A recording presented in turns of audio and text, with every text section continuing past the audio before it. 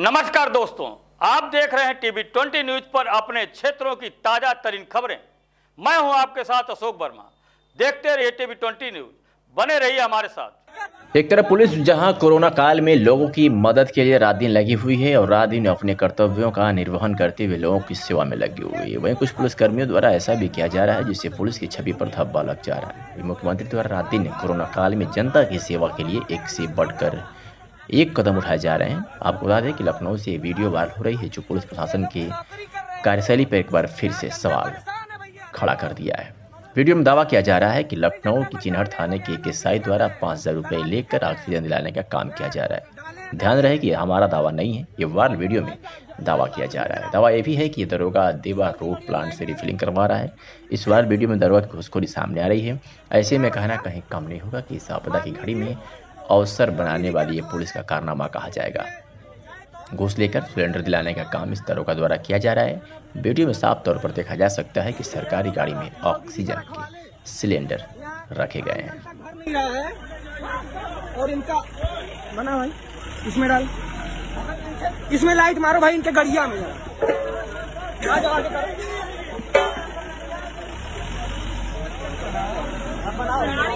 ये इनके गाड़ी में सिलेंडर जो है एकदम घपाघप, एकदम ये लोग जो है आपका।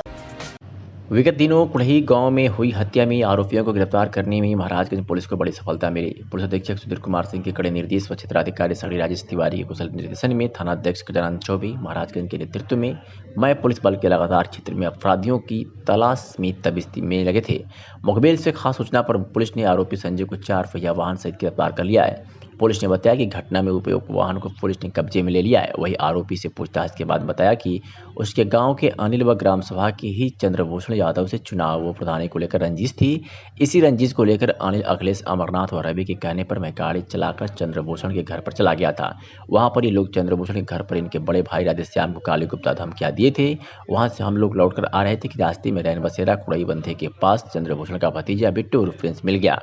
वो हम लोगों को देखकर गाली गुप्ता देने लगा, जिस पर अनिल अखिलेश अमरनाथ और रवि ये लोग मुझसे कहे कि प्रिंस उर्फ बिट्टू के ऊपर गाड़ी चलाकर मार डालो।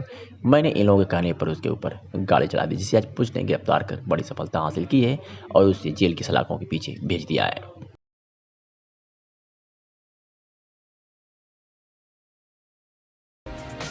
कहा जाता है कि डॉक्टर भगवान का रूप होते हैं। इस कहावत को अतरौलिया के डॉक्टर लालचंद ने साबित करके दिखा दिया। कोरोना महामारी में जहां अधिकांश डॉक्टर खुद को सुरक्षित रखने के लिए मरीजों को देखना बंद कर दिए, वही डॉक्टर लालचंद ने क्षेत्रीय जनता को असहाय नहीं छोड़ा। खासतौर पर उस समय जब अतरौलिया बाजार में डायरिया ने अपना पैर जमाना शुरू किया और बड़ी संख्या में लोग पलटी और दस्त से ग्रसित होने लगे। ऐसे में डॉक्टर लालचंद के साथ लोगों के लिए भगवान साबित हुए। डॉक्टर लालचंद अपने पूरे परिवार के साथ दिन रात मरीजों की सेवा में लग गए। जिनके पास पैसा था उनका भी इलाज हुआ, जिनके पास पैसा नहीं था उनका भी इलाज हुआ। उन्होंने मात्र दवा की लागत मूल्य पर ही मरीजों का उपचार देना शुरू कर दिए और अपनी फीस के नाम पर कुछ नहीं रखा, बल्कि जो असहाय गरीब थे उनका मुफ्त इलाज भी किया। डॉक्टर लालचंद की इस नेक कार्य की चर्चा लोगों में खूब है। वही डॉक्टर लालचंद दिन रात मरीजों की सेवा में लगे हैं। क्या कुछ कहा डॉक्टर लालचंद ने मीडिया से हुई बातचीत में, सुनवाते आपको। आज कल अतरौलिया के लिए भगवान के रूप में साबित हो रहे हैं और आपके यहाँ लगभग रोज मरीज आ रहे हैं जी, और आप निःशुल्क भी इलाज कर रहे हैं, गरीब तक इलाज कर रहे हैं, इसके बारे में बताइए। अब इसके बारे में हमारे यहाँ गरीब जनता ही आ रही है सब। अब गरीबों की सेवा करना ही डॉक्टर का धर्म होता है। एक डॉक्टर का धर्म होता है गरीबों की सेवा करना, गरीबों के स्वास्थ्य की रक्षा करना। अभी इस समय महामारी फैली हुई है, तो इसमें अगर हम किसी का इलाज न करें पैसे के लिए तो वो तो कोलैप्स हो जाएगा, बचेगा ना। डायरिया कितने मरीज आ रहे हैं पर डे, आप कितने किलो की इलाज कर रहे हैं? अब करीब 45-50 मरीज रोज आ रहे हैं। जिस तरह से क्षेत्र में व्यूअर है कि आप किसी से पैसा भी नहीं रहे, रात दिन लगे हुए हैं, इसलिए आप जानते हैं कि पैसा क्या है, इसके बारे में पैसे की चिंता नहीं है। पहला कर्तव्य होता है कि मरीज ठीक होना चाहिए। मरीज ठीक हो, जो भी उसके पास है उचित जो दे रहा है वो ले लिया जा रहा है। बाकी तो कोई ज़बरदस्ती नहीं, किसी से पूछ लीजिए कि आप इतना हमको दे दो, समझ रहे हैं। जैसे डॉक्टर साहब कोरोना भी फैला हुआ है और आप जनता के लिए भगवान इस तरह करके आप इस तरह इलाज कर रहे हैं, इसके बारे में बताइए। अब कोरोना महामारी तो फैली हुई है, अब बचा के लोगों को ये कहे कि भैया मास्क लगा के अंदर आओ, दूरी बना के रखो और भीड़ ना लगाओ, ये तो किया ही जा रहा है। महामारी में तो करना ही करना है, तो इस तरह से हो रहा है। आजमगढ़ के अतरौलिया बाजार में फैला डायरिया अब पूरी तरह जानलेवा हो चुका है। 2 दिनों में 4 लोगों की जिंदगी डायरिया की भेंट चढ़ चुकी है। बाजार के हरचंद बस्ती निवासी संपत्ति देवी पत्नी राम मिलन 52 वर्षीय तथा अंश कुमार पुत्र ब्रजेश कुमार 7 वर्षीय डायरिया की भेंट चढ़ चुके हैं। परिजनों ने बताया कि 5 दिन पूर्व उल्टी और दस्त की शिकायत हुई। स्थानीय निजी हॉस्पिटल पर दवा कराया गया। आराम नाम होने की दशा में बुधवार को संपत्ति देवी की तथा गुरुवार की शाम अंश कुमार पुत्र ब्रजेश कुमार की मृत्यु हो गई। 2 दिनों में नगर पंचायत में हुए 4 मौतों से पूरे नगर में इस कदर खौफ है कि लोग सही तरीके से अपने परिजनों का इलाज भी नहीं करा पा रही हैं। नगर पंचायत में कई परिवार ऐसे हैं जिनका पूरा का पूरा परिवार ही डायरिया की चपेट में है। कोई गहना बेच करके इलाज करा रहा है तो कोई इधर उधर से उधारी मांगकर इसके बाद भी इसका सिलसिला थम नहीं रहा है। स्थानीय लोगों द्वारा अपने अपने घरों के सप्लाई नलों को पन्नी लगाकर बंद कर दिया गया है। आइए सुनाते हैं कि मृतक के परिजनों ने क्या कुछ कहा। आपके यहाँ क्या हुआ था इसके बारे में बताइए। मेरा नाम सोनू कुमार है। मेरी मम्मी का नाम संपत्ति देवी था, जिससे नल का सप्लाई का पानी पीने से उनको डायरिया हो गया था और हम स्थानीय डॉक्टर के पास ले गए और उनका इलाज कराएं, जो नहीं बच पाई। और इससे हमने जो है नल का पानी सप्लाई जो है बंद कर दिए हैं और पूरे गांव में जो है हड़कंप मच गया है। किसी को कोई समझ में नहीं आ रहा है। आपके घर में क्या हुआ इसके बारे में बताइए। सर, हमारा भांजा था, सप्लाई का पानी पिया और डायरिया हो गई उसको, और लालचंद डॉक्टर के यहाँ ले गए। उल्टी पल्टी यही हो रही थी, वो एक्सपायर कर गया। क्या नाम था उसके भांजे का? अंश नाम था। कितने वर्ष का था? 6 साल का था। बच्चे के साथ क्या हुआ बताइए। मोहम्मद रज्जाक अंसारी, मेरा भांजा अबू जैद अंसारी 2-3 दिन से डायरिया से पीड़ित था और वो लोकल दवा किया। उसके बाद 100 नंबर पीजीआई पर भेजा गया। वहाँ से रेफर चक्रपाणपुर किए और कल उसकी मृत्यु हो गई। और उसकी भांजी एकरा 2.5 साल की, वो भी रात को ही डायरिया से उसकी भी मृत्यु हो गई। और उसकी छोटी बहन एकरा की छोटी बहन, वो डायरिया पीड़ित है, लेकिन उसकी दवा चली, वो ठीक ठाक चल रही है। टीवी 20 न्यूज़ पर अब वक्त हो चुका है दोपहर तक के इस बुलेटिन में ये बताने का कि आजमगढ़ जनपद की पुलिस ने दोपहर तक की अपनी कार्रवाई में कितने अपराधियों को गिरफ्तार किया है और कितनों को सलाखों के पीछे भेजा है। बता दें कि पुलिस अधीक्षक सुधीर कुमार सिंह के निर्देश पर जनपद में अपराध व अपराधियों पर नियंत्रण हेतु चलाए जा रहे अभियान के तहत जनपद की विभिन्न थानों की पुलिस चौकन्ना है और हर जगह चेकिंग अभियान चला रही है। जनपद की पुलिस का ये लक्ष्य है कि कोई भी अपराधी बख्शे नहीं जाएंगे और जैसा भी कोई तांडव किए करेगा उसके ऊपर सख्त कार्रवाई की जाएगी।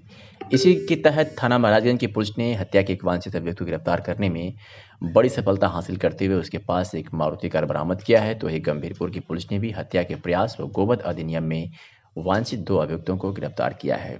साथ ही आपको बता दें कि बिलरियागंज की पुलिस ने अपनी कार्रवाई में अवैध गोमांस के साथ एक अभियुक्त को गिरफ्तार किया है। तो मेनगर की पुलिस ने भी कार्रवाई करते हुए हत्या के आरोपी को गिरफ्तार कर अपने नाम एक बड़ी कामयाबी हासिल की है।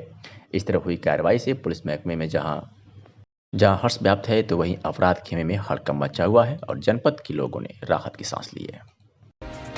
और कोरोना ने एक बार फिर शिक्षा व्यवस्था को बेपटरी कर दिया है और छात्रों का भविष्य अब खतरे में है। मायूस हैं छात्र। कोरोना की स्थिति को देखते हुए कोरोना काल में विद्यार्थियों तक शैक्षिक सामग्री पहुंचाना टेढ़ी खीर साबित हो रहा है। प्रत्येक सप्ताह अभिभावकों को स्कूल बुलाकर उन्हें पाठ्य सामग्री के बारे में बताना होगा। ये आदेश है बेसिक शिक्षा अधिकारी अमरीश कुमार का। बता दें कि आजमगढ़ के परिषदीय स्कूलों में शैक्षिक गुणवत्ता को बेहतर बनाने के लिए मिशन प्रेरणा की शुरुआत की गई है। इसमें छात्र छात्राओं की समझ बढ़ाने के साथ शिक्षकों को भी सक्रियता बनाए रखने की हिदायत दी है। वर्तमान में मिशन प्रेरणा के 3रे चरण में निर्देशित किया गया है कि कोरोना काल में ऑनलाइन पढ़ाई पर जोर दें।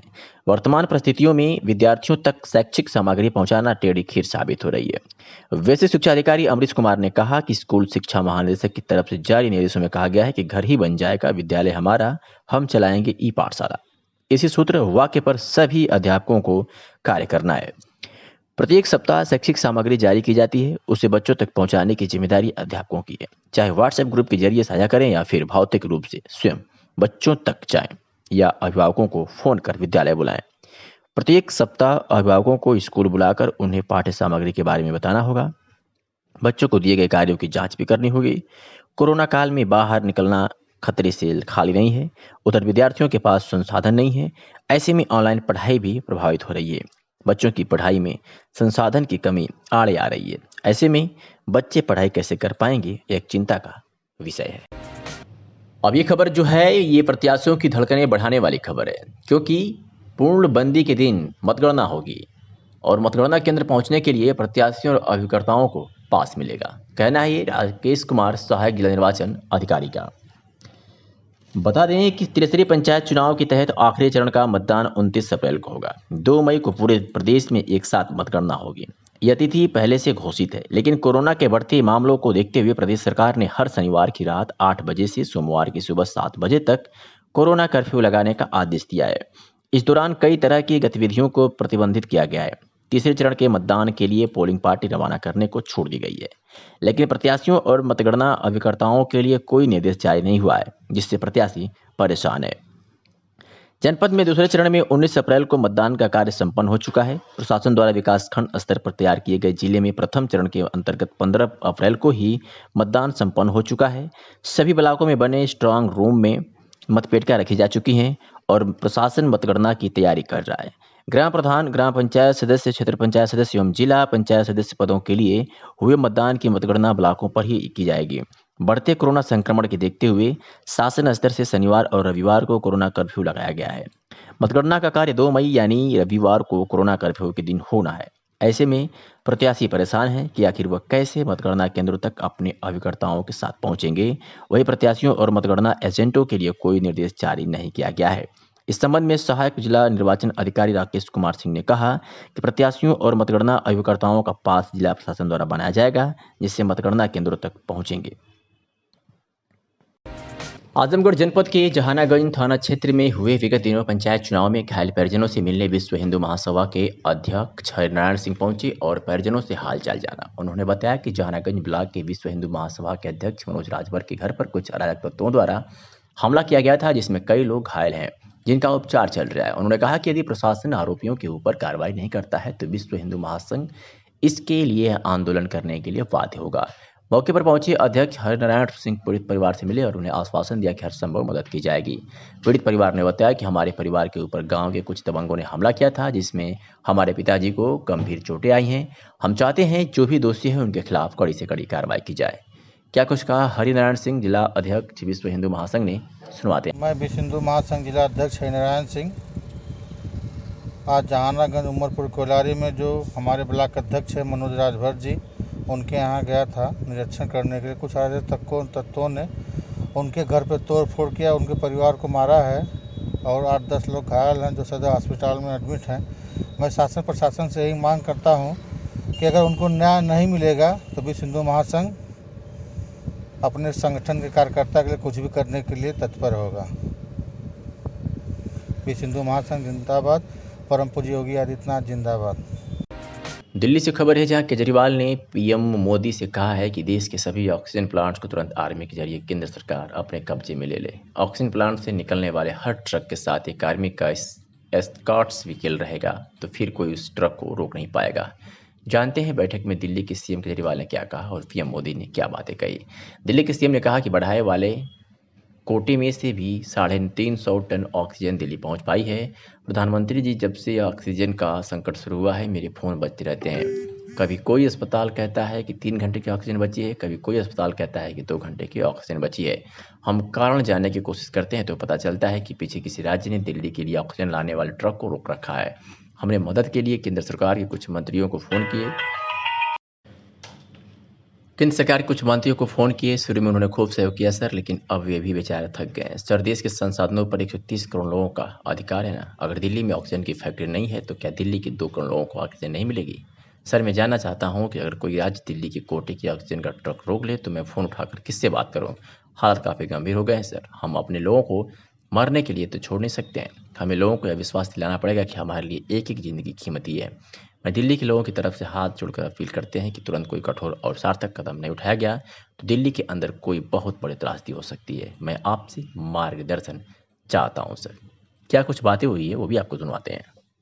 मेरा विश्वास है देश में अगर कोरोना के खिलाफ एक नेशनल प्लान होगा तो हम सभी राज्य सरकारें और केंद्र सरकार मिलकर इस दिशा में काम करेंगे। सर, कोरोना की वजह से दिवंगत आत्माओं को शांति मिले। हाँ जी सर। ये हमारी जो परंपरा है, हमारे जो प्रोटोकॉल है, उसके बहुत खिलाफ हो रहा है कि कोई मुख्यमंत्री ऐसी इन हाउस मीटिंग को लाइव टेलीकास्ट करे। ये उचित नहीं है। ये हमने हमेशा संयम पालन करना चाहिए। ठीक है सर, इसका ध्यान रखेंगे आगे से।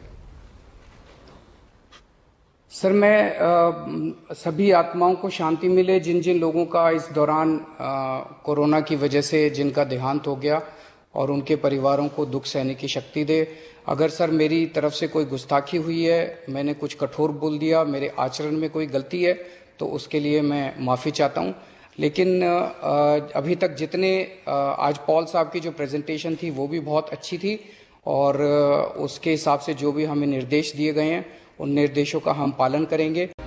आजमगढ़ जिले के रौनापार थाना क्षेत्र में जमीनी विवाद में चले लाठंडे, 3 घायल, पीड़िता लगाए एसपी न्याय की गुहार। बता दें कि यह पूरा मामला आजमगढ़ जिले के रौनापार थाना क्षेत्र के ग्राम सभा साकेन देवरिया मुतलिका बरगावर का है, जहां एक जमीनी विवाद में कल सुबह 11 बजे पैमाइश हो रही थी। तभी कुछ दबंग किस्म के लोग अपने हाथों में लाठी डंडा और फावड़ा लेकर आधमकी और बद्दी गालियां देने लगे। उन सबका विरोध जब विजय पासवान ने किया तो उन लोगों ने उनके घर वालों के ऊपर हमला बोल दिया। इस हमले में 3 लोग घायल हैं। इसकी शिकायत लेकर जब वरोना पर थाने पर गए तो आरोप है कि स्थानीय पुलिस द्वारा उनके साथ अभद्रता की गई और रिपोर्ट नहीं लिखी गई। उन्होंने हत्या कर एसपी को पत्र सौंप अब न्याय की गुहार लगाई है। टीवी 20 न्यूज ने पीड़ित से बात की, क्या कुछ कहा, सुनवाते हैं आपको। आपका विजय, कहाँ के रहने वाले? देवरिया। क्या हुआ था, क्या पूरा मामला आज एसपी साहब के यहाँ है? हमारा जो ज़मीनी विवाद था 1 साल से चल रहा है, उसी के मसले में हम लोग आए। क्या हुआ था उसमें? वो पैमाइश हो रही थी। पैमाइश होने के बाद तो मामला ख़त्म हो गया था, तो फिर लास्ट में वो लोग गाली देने लगे। कौन लोग? हमारे विपक्ष के झकरी, नगीना, हरि किशन, बाल किशन, श्रीकांत, हाँ, पिंटू, श्रीकांत, ये लोग गाली देने लगे। तो हम लोगों गाली का विरोध किया, तो उसी पे सबसे पहले फावड़ा उठाए मारने के लिए, फिर बाद में लाठी से, डंडे से लोग मारे। थाने पे गए थे? थाने पे गया था, तो वहाँ हमारा कोई गेट पे जाते तभी लोग भगा। हमारी कोई सुनवाई नहीं। तब आज एसपी साहब यहाँ आए थे?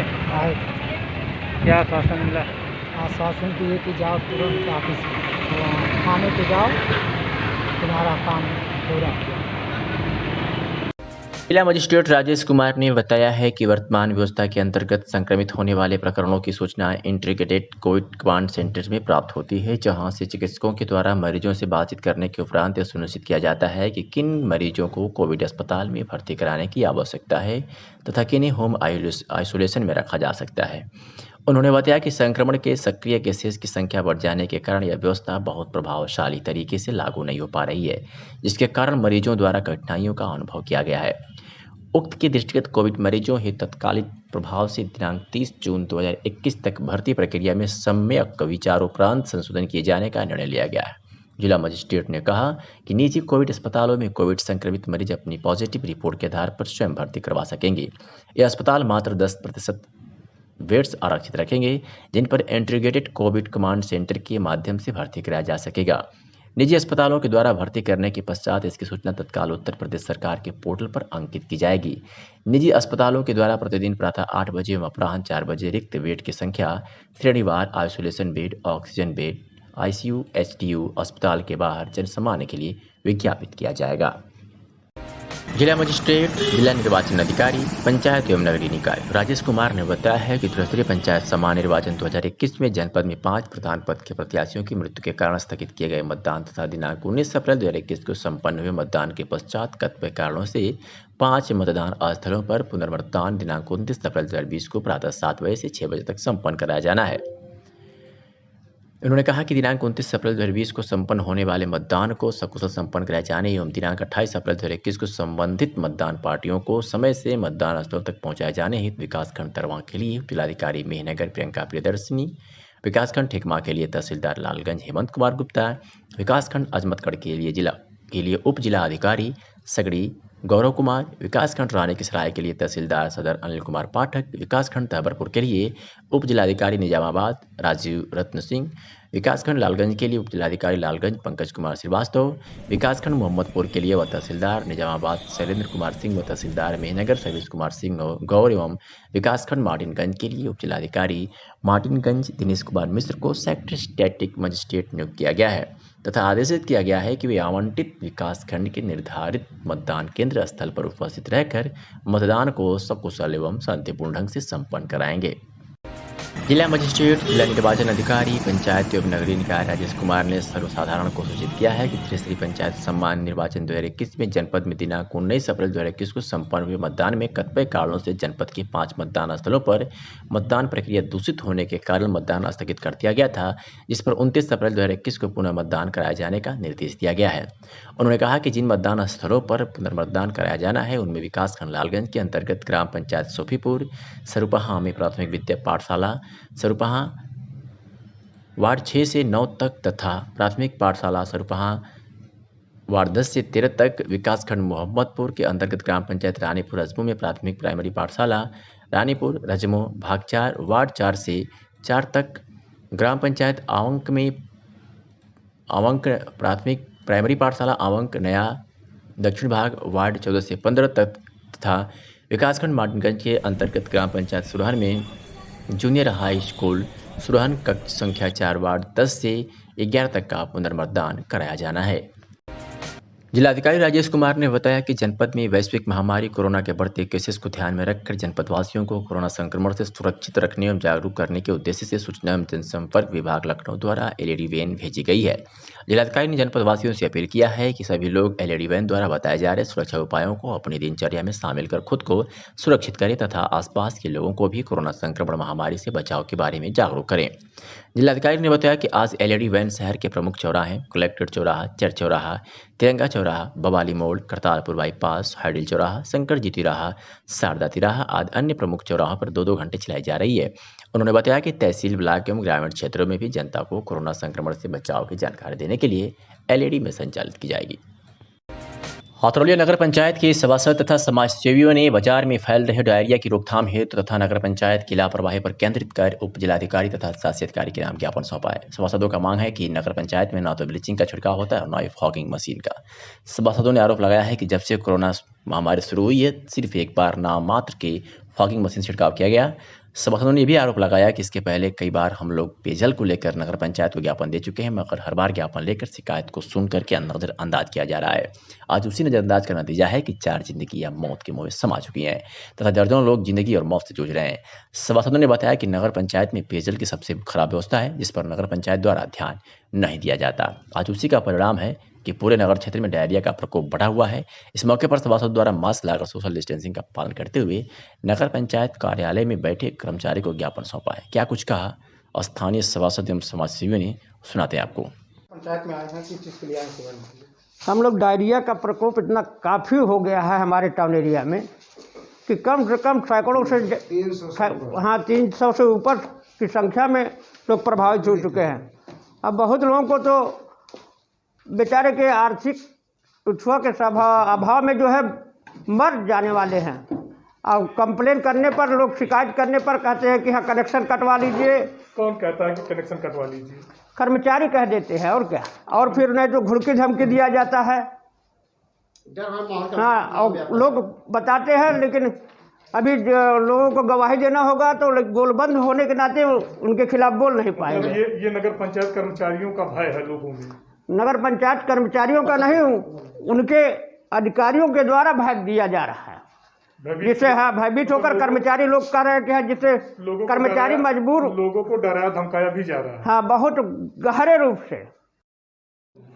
यहाँ पर जो नगर पंचायत में महामारी फैल रही है, इसमें 250 से 300 से लोग इसमें प्रभावित हो रहे हैं काफ़ी संख्या में। इसमें नगर पंचायत के कोई व्यवस्था पे नहीं हो देखने में आ रही है, जिससे कि महामारी कोरोना इसके आपको डायरिया की वजह से 4 लोगों का मृत्यु हो चुका है। 2 लोग नगर पंचायत के जोलटोलिया के मामा भांजा और 2 हरजन बस्ती के उसमें 2 लोगों का मृत्यु हो चुका है, 4 लोगों का टोटल, और करीब सैकड़ों की संख्या में लोग को काफ़ी प्रभावित है। न उनको कम से कम हम इस प्रशासन से मांग करते हैं, नगर पंचायत से, कि उनके आर्थिक सहायता दिया जाए, और जो मर चुके हैं और जो हालात में पीड़ित अवस्था में है उनके लिए दवा का व्यवस्था किया जाए, उनके लिए सैनिटाइजेशन का व्यवस्था किया जाए। पंचायत में सैनिटाइजेशन नहीं होता है अभी तक एक दिन देखने में केवल मिला है। इसके बाद इससे पहले जब उसमें लोग काफ़ी महापीड़ित डायरिया से पीड़ित हुए हैं तब एक दिन सैनिटाइजेशन हुआ था, इसके बीच में नहीं हुआ। हम लोग बार बार मांग कर रहे हैं कि सैनिटाइजेशन किया जाए। नगर में पेयजल की व्यवस्था क्या है? पेयजल के व्यवस्था की दूषित व्यवस्था के कारण से डायरिया के फैलने का आशंका हो रहा है। अगर वाटर सप्लाई की व्यवस्था सही रहता है, उसमें कीटाणु उसमें न होता, तो उससे दूषित की वजह से तो डायरिया फैल रहा है। इसमें हम चाहते हैं कि इसमें एक कमेटी गठित करके कम से कम इसमें एक स्वच्छ जल का वितरण कराया जाए, जिससे कि सबको स्वच्छता का पानी जनता को मिल सके।